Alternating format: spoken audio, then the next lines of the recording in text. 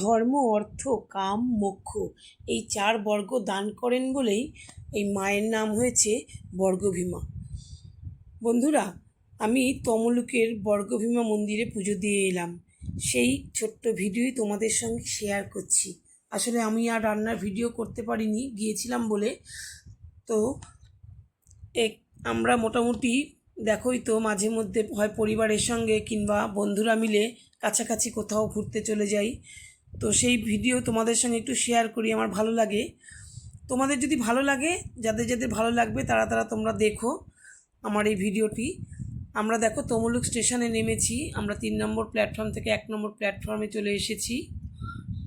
চলে এসে আমরা প্ল্যাটফর্ম দিয়ে বেরিয়ে যাচ্ছি। সামনে তমলুক স্টেশনটা খুব সুন্দর, এত পরিষ্কার লাগলো। এই প্রথম তমলুক গেলাম, জায়গাটাও খুব সুন্দর। এইখান থেকে আমরা টোটো করে মায়ের মন্দিরে চলে যাব। বন্ধুরা, তোমরা যারা দেখছো, যদি তোমাদের ভালো লেগে থাকে তাহলে তোমরা লাইক কমেন্ট করো।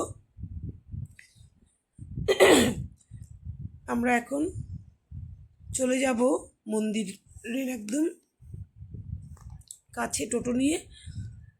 আর নতুন বন্ধুরা, তোমরা কিন্তু যদি সাবস্ক্রাইব করা না থাকে তোমরা সাবস্ক্রাইব করে পাশে থেকো। কিন্তু মন্দিরে আমরা গিয়ে তোমাদের দেখাচ্ছি। আমরা টোটো করে মন্দিরের একদম সামনে নেমেছিলাম।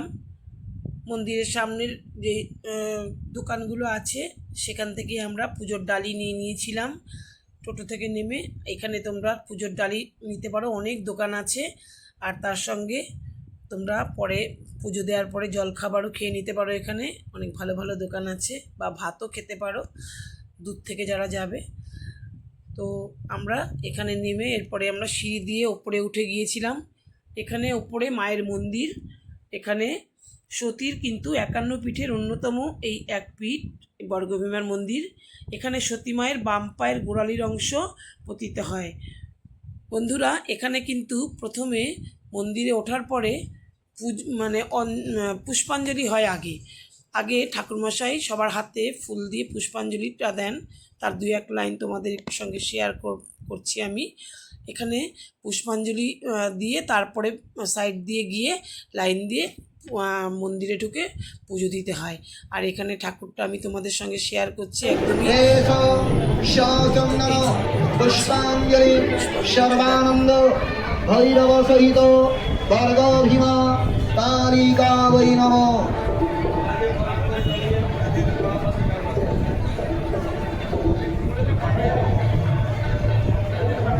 পুষ্পাঞ্জলি হয়ে গেলে আমরা কিন্তু পাশ দিয়ে নেমে লাইন দিলাম ঠাকুরকে পুজো দেওয়ার জন্য মন্দিরে ঢুকে। আর এই গাছটা দেখছো, এটা কেলিকদম্ব গাছ। কথিত আছে যে পাশের সংলগ্ন এক পুকুরে আগে সবাই ডুব দিয়ে যা হাতে পেত সেটা নিয়ে এই গাছে সুতো দিয়ে বেঁধে দিলে তাদের মনস্কামনা পূর্ণ হতো। এখনও কিন্তু সব ভক্তরা এই গাছে ওই চেলি বেঁধে তাদের মনস্কামনা জানিয়ে ঠাকুরের কাছে চেলি বেঁধে দিয়ে যায়। আর এই সেই পুকুর যেটার কথা বলছিলাম বন্ধুরা, এই পুকুরে মরা মাছও এই পুকুর থেকে নিয়ে ঠাকুরের যখন মন্দির প্রতিষ্ঠা হয়নি তখন তার শিলাখণ্ডে ছোঁয়ানোর পরে নাকি সে মাছও জ্যান্ত হয়ে গিয়েছিল। অনেক রকম গল্প কথা আছে। যাই হোক, এই ছোট্ট ভিডিওতে সব কিছু তো বলা সম্ভব নয়, যতটুকু জেনেছি। আশা করি ভিডিওটা তোমাদের ভালো লেগেছে। আমরা নেমে এলাম, নেমে আবার অটো করে স্টেশন চলে এলাম। দেখা হবে তোমাদের সঙ্গে পরবর্তী ভিডিওতে রান্না নিয়ে। সকলকে ধন্যবাদ জানাই।